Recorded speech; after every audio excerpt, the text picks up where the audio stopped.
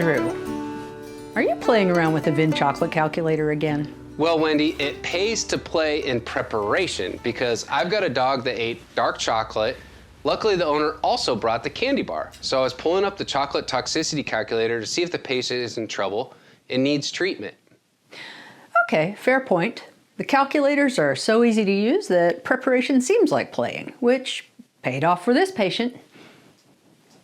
Oh, good. So this dog will be fine. Now, if it eaten the whole thing...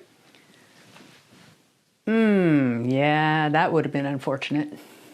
Yikes. So other handy-dandy calculators I've found to get an idea of toxicity are the NSAID and rodenticide.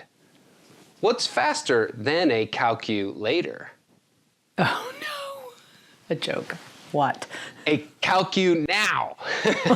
So in the spirit of speed, sometimes I use VIN to speed up my day, and sometimes I use VIN to make sure my day keeps going well by double checking myself during complex cases.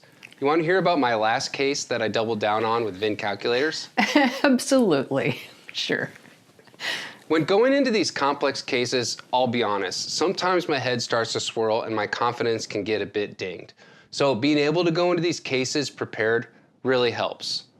Before a patient comes in or right as it's getting checked in and I've been notified we have a situation of brewing, first I get an accurate weight and plug that into the emergency drugs calculator and hit print as soon as possible.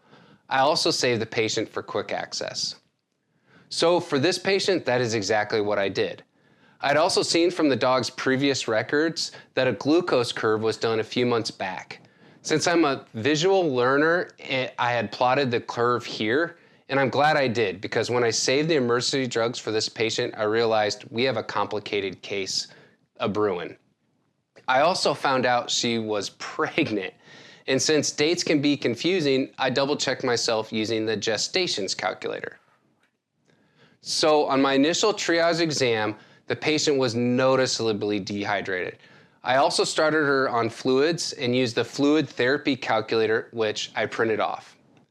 Then to be on the safe side, I looked at what we'd need in case we had to place a feeding tube, since pregnant mothers really do need to keep their energy requirements in balance. So the energy requirements in feeding tube calculators came in handy.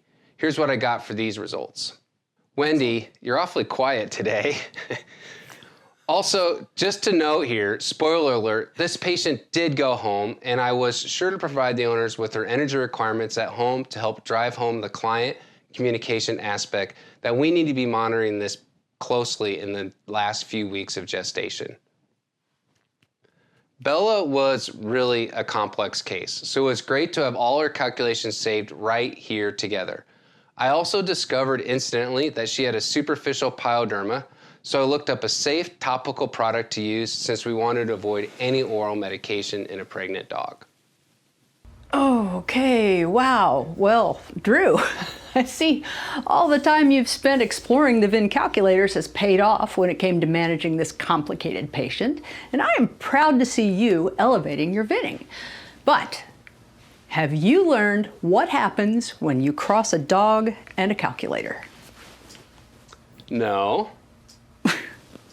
You get a friend you can count on. Oh, well, I have a friend and a VIN buddy to count on.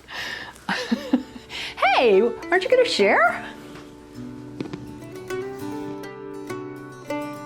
We need in case we had a place Hold on. to place a feeding tube.